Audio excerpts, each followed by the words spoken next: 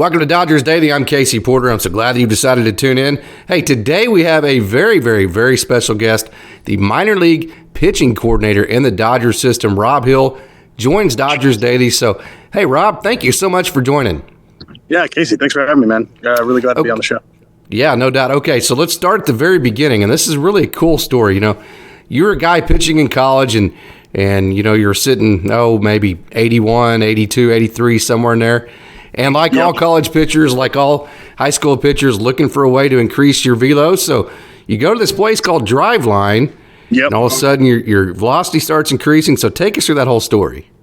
Yeah, man. So freshman year of college, had a really tough year. Was like you said, low 80s, no command, no confidence, just like kind of in a tough spot. My dad had been badgering me about this place, Driveline, for months. And I finally just gave in. I was like, all right, fine. We'll go to this place. We'll try it out. We'll see what this guy Kyle's got to say. Go down there, do some stuff, start going there a couple times a week. About a month goes by. I throw a bullpen with my college catcher at the time, and I'm like 88, 89, throwing all strikes. And I'm like, what in the world is going on here? So, like, it was pretty crazy. Like, and that was kind of when that happened. I think that was the summer of 2014 was when that happened. So, yeah, that was kind of the start. Hey, rumor has it is you threw a bullpen a while ago, you know, because you're the type of guy, hey, you're not going to ask any of your players, the guys that you work with, to do anything that you wouldn't do yourself.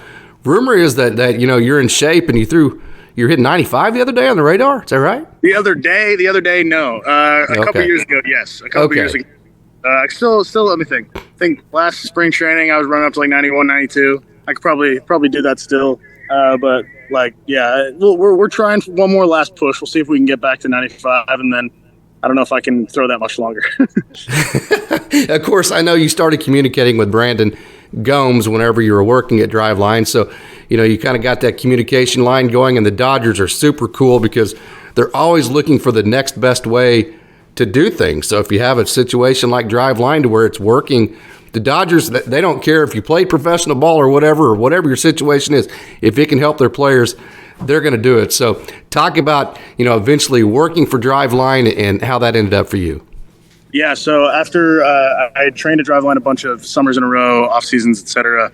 And after I graduated college, I worked there full time from the summer of 2018 until spring training of 2020. When that's when I began here. But yeah, just was working there. Then when Kershaw and Kenley kind of came, I got to talking to some of the employees that were with them, Brandon Gomes, Brandon McDaniel, about just like, wait, I saw some things. We just got to talking more and more, and then eventually they offered me the position here. So, yeah. Yeah, and that's probably a pretty big decision, you know, because if you're at a place like Driveline, you're getting to touch so many different people and so many different avenues to where, you know, we obviously all love the Dodgers, so we can't imagine ever turning a job down from the Dodgers. But, you know, I don't want to say pigeonholes. That's not the right word. But, you know, if you're only working with one organization, that's a tough decision to make. I'm sure it was, wasn't it? For sure. Yeah. No, it definitely was. But, like, it was one of those things where there weren't many opportunities that I would have left Driveline for, but this one just seemed to make the most sense. It's like, and I'm very happy with that decision. Geez, was this 4 years later? Yeah. So what am I seeing in the background of you there? Oh, you got right behind. You got one of our minor league. What's it called? Like backfields over here. Just got some backfields, bunting field. So just hanging out. Well, bunting field, I don't know if I believe you there because I don't see Drew Avens. Every time I go to a bunting field, I see Drew. Dude, Drew Scrappy Avens, man. Yeah, isn't he cool to watch? Hey, Okay, so, you know, whenever you're working with college and professional, you know, high school is a little bit different because they're still younger, but anytime you're working with college-age kids, certainly professionals like you do, you got to get buy-in. So one really cool way about the way that you do things that gets buy-in, and I've talked to all these pitchers, and I know you have 100% buy-in, I can guarantee that, is that you did it yourself. It worked for you, and you're able to sell it to them. Sell's probably not the right word, but explain it to him through your own experience. Hey, guys, I believe in this because I did it. Look what it did for me. So this is why you should buy in. That has to help, doesn't it?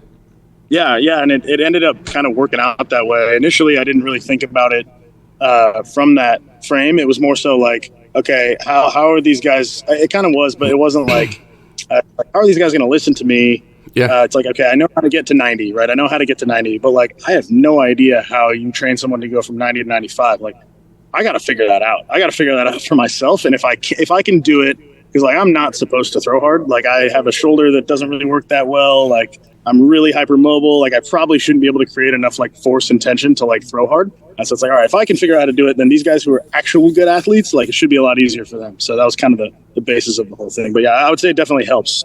It definitely helps. Hey, I got to ask you, and I've been hearing this a lot, with, especially at the lower ranks of the minor league levels in every organization, command's always the issue, control. And I've been hearing the command ball. What are these command ball drills that I keep hearing about?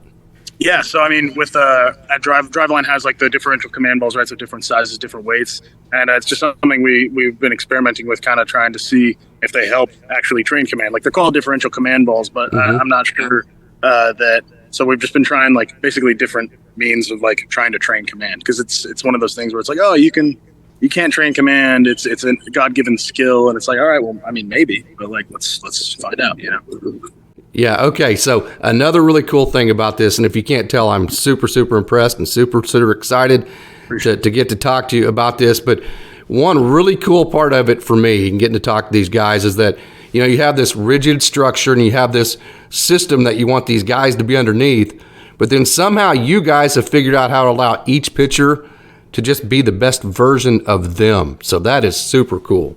Yeah. 100%. Like that is probably the biggest thing I would say we prioritize here. It's like there are obviously certain constraints that you have to operate within, right? Like you have to throw the ball to the catcher. You have to like get ahead. Like we want you to get ahead. We want you to do these things, but it's like each person has their own superpower, and like our job is to like identify, understand, and then like exploit those superpowers, because that's how we believe that we can get the most out of the players. Okay, so all right, take a deep breath. There's like 250 players in the organization, all these different pitchers, all these different levels, all these different pitching coaches, and here you have to coordinate it all. Wow. I mean, where do you even start with something like that? I mean, it starts with having a good team of people around me, that's for sure. From the Major League front office to the Major League staff to our other coordinators to our other departments. It just is like, it wouldn't be possible without like the roles and things that those guys do. And I always make sure to, whenever I get asked questions about like the system, it's like our coaches, like they are the badasses here. Like they are doing the work. They're doing their boots on the ground, grinding out each and every day with these guys, dealing with the ups and downs, the emotions, the wins, the losses, all the stuff. So it's like, it's the team around us, and it's the environment that we create here that allows that to take place, and like allows us to even like get to the point where I can, have a say in certain things. So yeah, it's really that, honestly, more so than anything. I can personally vouch to that. I got to see Ramon Troncoso pitch in a 15-inning game at Oklahoma City. He's a stud, isn't he? He's the best, dude. He's the man. He's hilarious, too. Not enough people know how funny Trump is. Yeah, absolutely.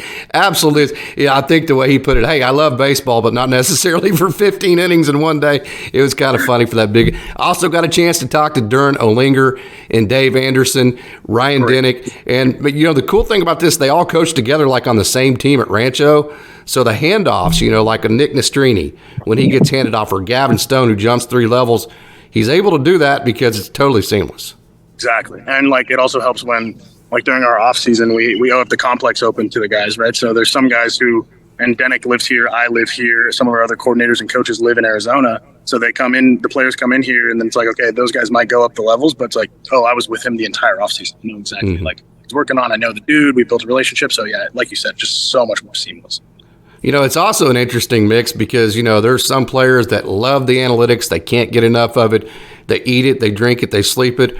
And then there's other guys that are just like, you know what, dude, just let me feel it. Let me get the grip. Show me the grip. Let me throw it.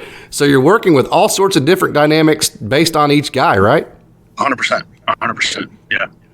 Yeah. It's just like finding what works, Yep, no doubt about it. Okay, so let's get to some of the prospects. Let's start with the 5 rookies: Ryan Pepiot, Michaelgrove, Andrejackson, Bobby Miller, Gavinstone. Wow. First of all, what a group of guys. Okay, we're not going to talk about roles. Nobody knows what the roles are going to be, but can be as specific or as general as you want to be with those guys and talk about them.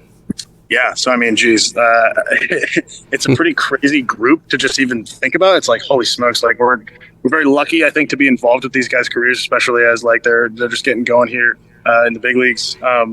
Very excited about Pep, some of the offseason adjustments that he's made that I know I've seen in some articles and things like that. I mean, Pep's a warrior. Like if he gets knocked down, he's going to get back up and he's going to do what he's got to do to make it happen. So like very excited about where Ryan's at right now. Andre as well. He's really coming to his own this camp. I think he's turning some heads and he's impressing a lot of people. So it's been great to see his development just over the past few years. We were together at the Woodward site, same with Pepiot, and so it's been cool just watch these guys grow. After that would be Grover, another one, like probably the craziest one. Like comes straight from AA, big leagues last year. Like I think that Grove, like the way that his arsenal looks right now, the way he's moving, and just like the dude that he is, it's going to be very fun to watch. Like very, very fun to watch. Because like you know what you're going to get. Like he's a bulldog. He's going to do his thing. Bobby, obviously, insanely excited about Bob. It's hilarious because I feel like I'm saying the same thing about all these guys. But like that's the truth. Like they're all bulldogs. They're all killers. They're going to go out there and do their thing. And like. So yeah, Bobby's doing great. He looks great in his pens and doing his build up, and then Gavin as well. Like the changeup's still changing up, as we saw the other day against the Rangers, and I think he's just posed to continue to dominate like he already has in the past couple of years. So. And what's really cool about those five guys too is they all have the four seam, they all have the slider, they all have the changeup, but yet they're all very different too, aren't they? Exactly. Yeah, they're all different. And the attack plan is going to be different for all of them. And the way that they're coached is different. And so that's like the fun part with it all. It's like similar traits, but like different routes to the same destination sort of thing. Yeah, and an awesome aspect of it too, when I was talking to Duran, I really had never thought about this. It brought it to light for me. The catching prospects in this organization, they're the only position that gets to cross over between, the position players and the pitchers. So having guys like Diego and Carson Taylor and Dalton Rushing and Hunter and all these guys that are just super studious, it makes it a lot easier, doesn't it? It makes it so much easier. Like the best way to get through to the pitchers is through the catchers, and those guys do a fantastic job. Rocky Gale, one of our former players, obviously played for a long time. He's our catching coordinator now, right? So like his ability to take those guys and help them hone their craft has been it's been amazing for us. It's been great. I actually did not realize that he was the catching coordinator. I got to see Rocky in Oklahoma City many different times. I need to hook up and talk with him. That would be very special for me. Another interview for you. There you go. Yeah, perfect, man. Rocky was really good. I loved watching him. So, and he got to spend quite a bit of time with LA too, 2 or 3 years ago. So, yeah, that's really cool that Rocky Gale. Boy, I tell you what, he had a really underrated arm throwing down to second base too, man. He could really throw a ball. Yeah. Okay, we talked about the 5 rookies. Boy, when you get underneath that, one thing I was talking to Pepiot a couple weeks ago, and one thing that really cool that stuck out about what he said was, hey, you're always chasing these guys at the top. You have the 5 starters that are already set in the rotation, and then you kind of have us rookies, but then you have all these guys like Nick Nastrini and Emmett Sheehan that, hey, if you let up for that long, they're chasing you too, right? So you have a whole slew of guys like Nastrini, Emmett Sheehan, who made unbelievable strides last year. So talk about, as general or as specific as you want to be. There's too many of them to talk about all of them, but that next, I don't want to say next tier, just maybe younger, not as experienced. Yeah, just earlier in their career yeah, sort of deal. Right. Yeah. No, I mean, it's going to sound redundant because it's like they are, like you said, they're clip the rate at which they have improved from like draft to now is like so exponential that it's like, holy smokes, like these guys could be knocking on the door like sooner than I think anyone expected, because like they are just that good. The River Ryans, like Frasso, Sheehan, obviously Nastrini, like even like Ronan Kopp, like who knows where he's going to end up at by the end of this season. Like he's one of those crazy talented sort of freak arm kind of guys. And even like, I mean, there's just so much upside and talent and give a shit and work ethic from that group that like, I mean, that's the goal, right? Is like get to the big leagues. There's always going to be people in the way. Right. So it's just like, you got to do what you got to do. And so like that, they're definitely a very special group. Even a guy like Justin Robleski, who had the Tommy John from Oklahoma State, 100%. When you watch it, just look at the data coming off of the TrackMan and you're like, holy smokes, look at this guy. No, it's crazy. It's crazy. Like, and he, like not a lot of people know a ton about Robo yet, right? Because he hasn't pitched a full season. But man, I am pumped to see what Justin can turn in this year. Because like off the field, man, like this guy is one of the most dedicated dudes I've ever seen to his craft. Like his diet 24/7, 365 on point. He's lifting stuff, like the questions he asks, like he's the best. I freaking love Justin. He's awesome. I got to see all of his starts at Oklahoma State, so I'm totally sold on the guy, and I've actually gotten to see the TrackMan data and all that in the new facility at O'Brate Stadium, so I know just exactly how good that dude did. And, you know, he got hit by a car, and then he had all these – so he's gone through all this adversity, so, you know, professional baseball won't face him a bit. Yeah. Okay. So, hey, let's move on. There's, like I said, way too many, you know, pitchers to, you know, they're left-handers. We hadn't talked about them, Lyle Lockhart Jr., John Rooney, and all those guys. But have you ever seen a roster as deep as the Great Lakes Loons roster as it sets right today? I mean, it's unbelievable, isn't it? It's unbelievable. Yeah, I mean, we laugh all the time that, like, I mean, we were thinking about last year's, like, Tulsa opening roster. It was just like, damn, that's a pretty good starting rotation right there. You got Bobby, you got Gavin, Nat, a beater, all these guys, and it's like, damn, that's pretty good. And then you look at some of them projected for this year, and it's like, wow, that's really good also. So it's like, I mean, I guess that's a good sign, right? Like, you want to be kind of like, wow, this that Midwest League's in for some hurting.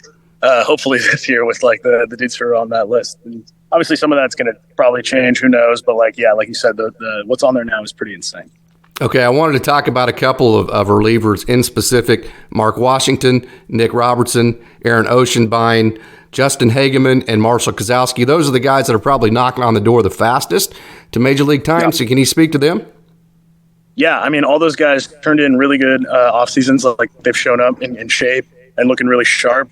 Wash has got the slider cooking. Hags has like got the changeup and the slider cooking as well.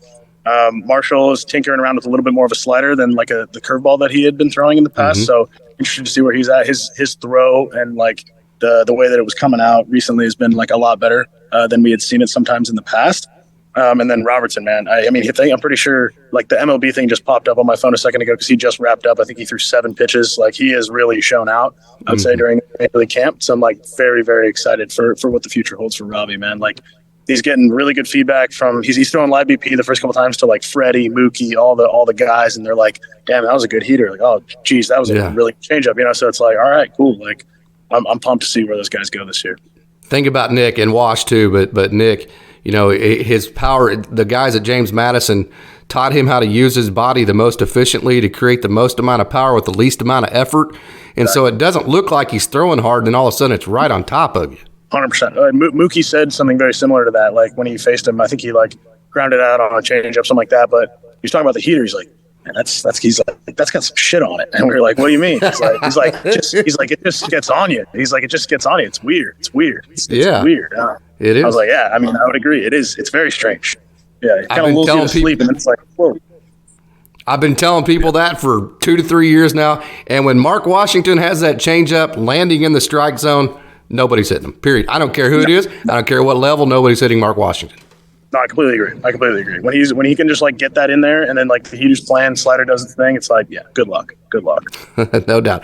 Okay, I appreciate your time again. I know it's spring training. One more question before I get to the message. No problem. Okay, so you're at spring training, and you know you have to coordinate all these trips to Midland, Michigan, and then out to Rancho Cucamonga, then Oklahoma City, Tulsa, which is pretty cool because that's pretty close, and I'm sure you get to go back and forth there on the Turner Turnpike. Okay, so spring training has to be a great time of year for you because you have all these guys in one spot, right? Yes, very much so. Very much so. So talk about what your day every day in spring training is like. All right. Yeah, every day. Basically get here around 6:30-ish. Head into some of the offices. Don Alexander, our pitching logistics coordinator, my absolute rock of a human. He's the best. Been in the game for like 30-plus years. Does a lot of the scheduling and workload stuff for us. He's the best. Head into his office, and we basically just kind of chop it up about the day, any schedule changes, anything going on, blah, blah, blah. Luis Meza will pop in. Charlie Huff's in there. Just have some baseball talk. Like, it's good stuff. Like, I've started getting here a little earlier this year. Just getting here in the morning, and it's like it's been paying off well. Just listen to Charlie talk about things and the way he sees things and some of his stories. It's just like, it's unbelievable. Like, you can't get enough of it. So that's kind of the morning, and then we'll have breakfast, and we'll typically have like a schedule meeting around 7:45 with all the pitching staff, pitching coaches, talk about the day. Then either split off over to the major league side or kind of hang around here, maybe have a couple little meetings, this or that, workout, we'll have groups of players coming in, you know, throwing, doing their thing. And then typically the day will end with like either bullpens, lives, game, et cetera, et cetera. So, and then the afternoon, usually a little hit or miss meeting, or like little random meetings, work out sometimes, talk about the players, do the normal stuff. So that's it. That's a pretty standard day. If you ever have like a 2.5 hour span, ask Charlie Huff about Gavinstone. And he'll talk about Gavin for a long time. I know he's really high on Gavinstone. We've had a lot of good conversations about Gavin. It's been freaking awesome. Yeah, he's okay. Message for kids. You have the perfect message because you get to see such a wide variety of professionals and how they have to go about their everyday grind to get ready, to prepare their bodies. And you're also that guy that had to make yourself from work. You had to be open-minded enough. Your dad had to convince you to go to Driveline, all these things. So you had to be open-minded. Then you had to put that open-mindedness to work to get where you're at. So it wasn't handed to you. You weren't just built 6'6" with a lightning bolt for a right arm that came easy for you. So no, I was not. Yeah. So for all the kids that maybe are sitting 78 to 80 that are like, man, I want to be a professional baseball player, but I'm not hitting the velo. What's your message for them?